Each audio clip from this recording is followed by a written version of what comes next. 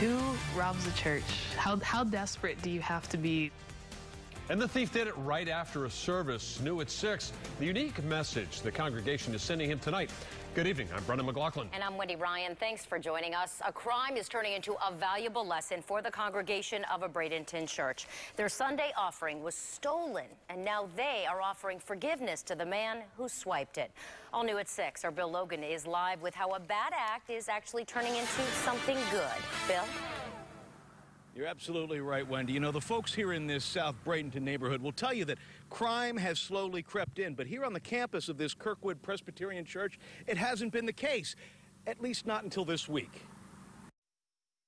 It was just this past Sunday, right after Pastor Hope Lee had finished a sermon on justice. Just as you did it to one of the least of these who are members of my family, you did it to me. When a young man in his 20s in a blue shirt and nice jeans just walked in through the church narthex and took the accumulated tithes that just transferred out of the offering plates.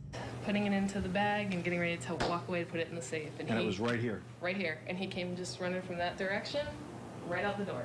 It's the sort of crime that left a lot of head shaking. How desperate do you have to be that you would steal from a church? And so I think the lesson for churches is that we do have to be a little bit more proactive. We do have to be a little bit more aware. We want to think the best of people, but it doesn't always happen that way.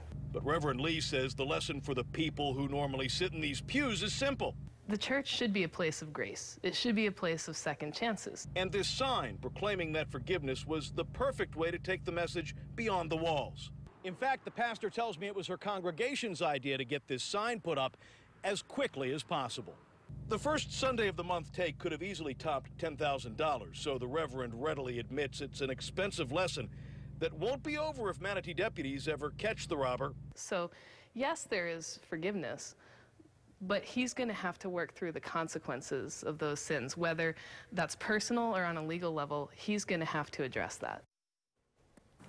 Now, you know, I asked the pastor here if she would still be willing to press charges if this guy saw all the